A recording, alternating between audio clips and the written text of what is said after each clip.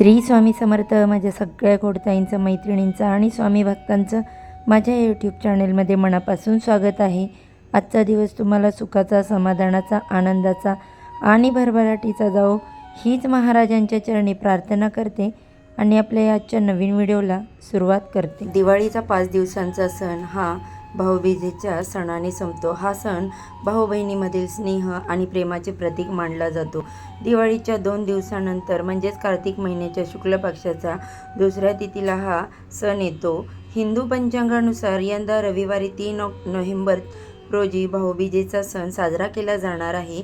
बहीण भावाच्या दीर्घ आयुष्यासाठी कामना करते. त्याचबरोबर या दिवशी सगळ्यात आधी श्रीकृष्णाची विधिवत पूजा करून त्यांचं औक्षण केलं जातं आणि त्यानंतर चंद्राची पूजा केल्यानंतर मग तुमच्या भावाचं औक्षण केलं जातं. शिवाय घरामध्ये अनेक सेवा उपाय देखील केले जातात. तर असाच एक उपाय मी आजच्या या व्हिडिओमध्ये शेअर करणार आहे.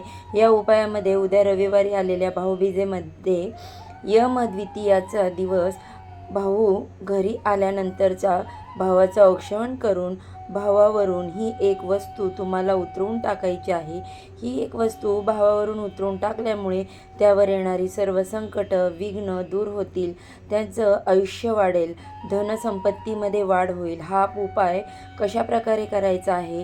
भावावरून जी वस्तू ओवाळून टाकायची आहे, नंतर त्या वस्तूचं तुम्हाला काय करायचं आहे, ही संपूर्ण माहिती जाणून घ्यायची असेल तर व्हिडिओ स्किप न करता शेवटपर्यंत नक्की बघा. चॅनलवरती जर पहिल्यांदा नवीन आला असाल तर नक्कीच चॅनलला सबस्क्राईब करा आणि असेच नवनवीन माहितीपूर्ण व्हिडिओ बघण्यासाठी बेल आयकॉनला देखील क्लिक करा. जेव्हा पण मी माझ्या चॅनलवरती नवीन व्हिडिओ अपलोड करेन त्याचे नोटिफिकेशन अगदी तुमच्यापर्यंत सहजपणे पोचेल आणि तुम्ही एक पण व्हिडिओ मिस करणार नाही. तर बघा, भाऊबीज सणांच्या मागे एक पौराणिक कथा आहे. या कथेनुसार सूर्यदेवाची मुले यम आणि यमुना हे दोघे बहीण भाऊ होते. यमुना आपल्या भाऊ यमराजाला आपल्या घरी येऊन भोजन करण्याची प्रेमाने विनंती करत असते, पण यमराज व्यस्त असल्याने ते तिच्याकडे जाण्यास टाळाटाळ करत असतात. पण एकदा म्हणजेच कार्तिक शुद्ध द्वितीया यांनी यमुनाकडे जाण्याचं ठरवलं आणि त्या दिवशी नंतर काही लोकांची सुटका केली होती, म्हणून मग या दिवसाला खूप महत्त्व प्राप्त झालं आहे.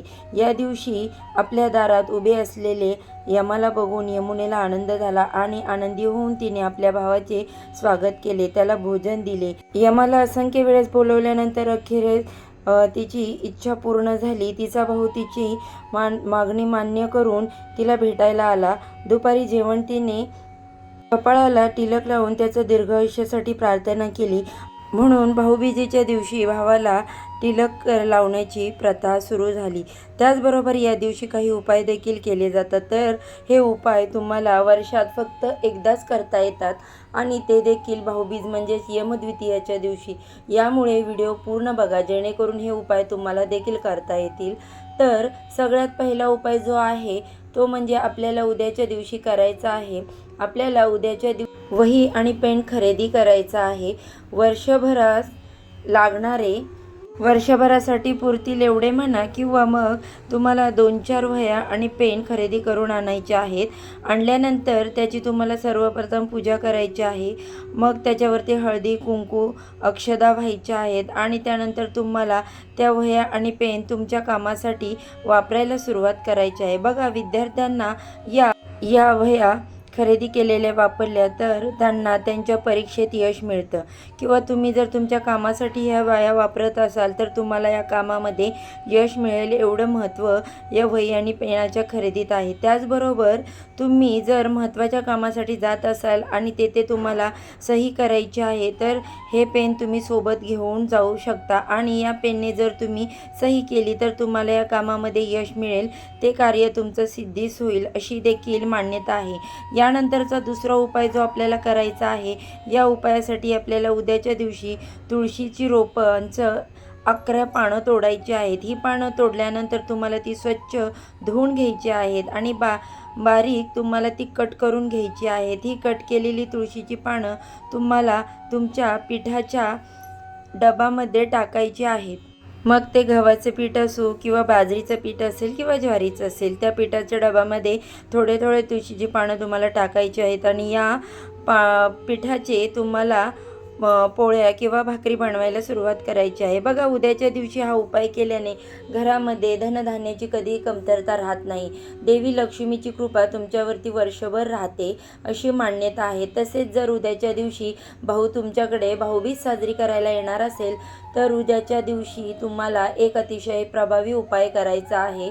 बघा, भाऊ आपल्या घराच्या मुख्य प्रवेशद्वारावर आपल्या घरामध्ये येतो तेव्हा तिथे आपल्याला म्हणजेच उंबरठ्यावरती एक ग्लास भरून तांदळाने अखंड अक्षदा म्हणतो ते ठेवायचे आहेत। ते तांदूळ फुटलेले तुटलेले नसावे, चांगले पाहून तांदूळ जो आहे तो तुम्हाला उंबरठ्यावरती ठेवायचा आहे। बघा, तांदूळ हे समृद्धीचं प्रतीक मानले जातात आणि ज्या वेळेस भावाकडून आपण हा उपाय करून घेतो त्यावेळेस आपल्या घरामध्ये सुख समृद्धी येते, घराची भरभराटी होते आणि त्याचसोबत भावाची देखील भरभराट होत असते। म्हणून भाऊ घरी आल्यानंतर उद्या उंबरठ्याच्या मधोमध आपल्याला हा ग्लास ठेवायचा आहे। ज्याप्रमाणे गृहप्रवेश करत असताना आपण माप ओलांडतो अगदी त्याचप्रमाणे भावाकडून हे जे माप आहे अक्षदांचं ते ओलांडून घ्यायचं आहे। ते माप ओलांडत असताना ते तांदूळ घराच्या आतमधल्या दिशेने पडतील अशा पद्धतीने भावाला ते माप ओलांडायला सांगायचे। बाहेरच्या दिशेने तांदूळ पडता कामा नये, ही चूक आपल्याला अजिबात करायची नाही। ज्या प्रकारे नवीन लग्न झालेल्या मुलीचा गृहप्रवेश होतो व त्यावेळेस ज्या प्रकारे माप ओलांडले जाते अगदी त्याच प्रकारे हा उपाय आपल्याला करायचा आहे। तुमचा भाऊ तुम्हाला भेटण्यासाठी किंवा भाऊबीज साजरी करण्यासाठी तुमच्या घरी येणार असेल तर नक्की हा उपाय तुम्ही करायचा आहे। त्यानंतर जो उपाय आपल्याला करायचा आहे तो यावेळेस आपण आपल्या भावाचं औक्षण करत असतो त्यावेळेस करायचं आहे। मग हे औक्षण तुम्ही तुमच्या घरी करणार असाल किंवा तुम्ही माहेरी जाणार असाल दिवाळी निमित्ताने तेथे जाऊनही तुम्हाला हा उपाय करता येणार आहे। आणि हा उपाय करण्याचे कारण म्हणजे जर भावाला तुमच्या कोणत्याही कार्यामध्ये यश मिळत नसेल, जसं की नवीन कार्याची सुरुवात केली तर त्यात अपयश येतात किंवा नोकरी व्यवसायाच्या ठिकाणी त्यांची म्हणावी तशी भरभराटी होत नसेल, नोकरीमध्ये प्रगती होत नसेल किंवा व्यवसायाच्या ठिकाणी आर्थिक तोटा सहन करावा लागत असेल, धनप्राप्तीचं योग जुळून येत नसतील, त्याचबरोबर भावावरती जर वारंवार संकट विघ्न येत असतील, भाऊ सतत आजारी राहत असेल तरी देखील हा उपाय तुम्हाला करायचा आहे। तर यासाठी काय करायचं, संध्याकाळी दिवे लागणीच्या वेळेस ज्यावेळेस आपण भावाचं औक्षण भाऊबीज म्हणजेच यमद्वितीयेच्या दिवशी करणार आहोत त्या दिवशी एक पाट किंवा चौरंग टाकायचा आहे। पाटाभोवती तुम्हाला रांगोळी काढायची आहे आणि त्यावरती तुमच्या भावाला बसवायचं आहे। तोंड दक्षिणेकडे होणार नाही अशा पद्धतीने भावाला बसवायचं। त्याचबरोबर भावाच्या डोक्यावर टोपी किंवा रुमाल असावा। कधीही डोक्यावरती टोपी न घालता किंवा रुमाल न घेता कोणताही उपाय करू नये। तर सर्वप्रथम आपल्या भावाचं औक्षण करून घ्यायचं आहे आणि औक्षणाच्या टायमिंगला काही महत्त्वाच्या वस्तू घ्यायच्या आहेत ज्यामध्ये आपल्याला 4 अखंड मिरे घ्यायचे आहेत, सोबतच 4 फूल असलेल्या लवंगा घ्यायच्या आहेत आणि 4 काळे उडदाची डाळ नाही तर 4 अख्खे काळे उडीद घ्यायचे आहे।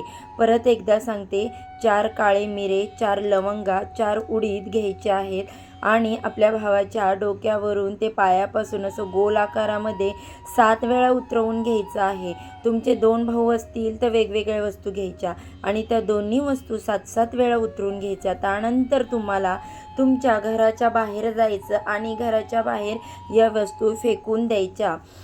त्या कोणाच्याही पायाखाली येता कामा नाही याची तुम्हाला काळजी घ्यायची आहे किंवा एखाद्या झाडाखाली देखील तुम्ही त्या वस्तू टाकून देऊ शकता जिकडे किडे मुंग्या वगैरे उतारा खाऊन घेतील। पण आपल्याला उपाय केलेल्या ह्या ज्या वस्तू आहे त्यांची इजा दुसऱ्यांना होऊ नये यासाठी आपल्याला ही काळजी घ्यायची आहे। हा उपाय भावाचं आयुष्य वाढवून भावाची धनसंपत्तीमध्ये वाढ होते आणि भावावरती येणारी सर्व संकट विघ्न दूर होतात आणि भावाची भरभराटी अशी प्रगती होते। त्यामुळे उद्या भाऊबीजेच्या दिवशी म्हणजेच यमद्वितीयेच्या दिवशी प्रत्येक बहिणीने आपल्या भावासाठी हा उपाय करावा। याबरोबर आजचा हा व्हिडिओ मी इथेच एंड करते। व्हिडिओ जर थोडा जरी हेल्पफुल वाटला असेल, आवडला असेल तर व्हिडिओला प्लीज लाईक, शेअर आणि सबस्क्राईब करा आणि असेच नवनवीन व्हिडिओ पाहण्यासाठी बेल आयकॉन देखील क्लिक करा। चला तर मग सर्वांना श्री स्वामी समर्थ भाऊबीजेच्या माझ्या सगळ्या यूट्यूब फॅमिलीला खूप खूप शुभेच्छा।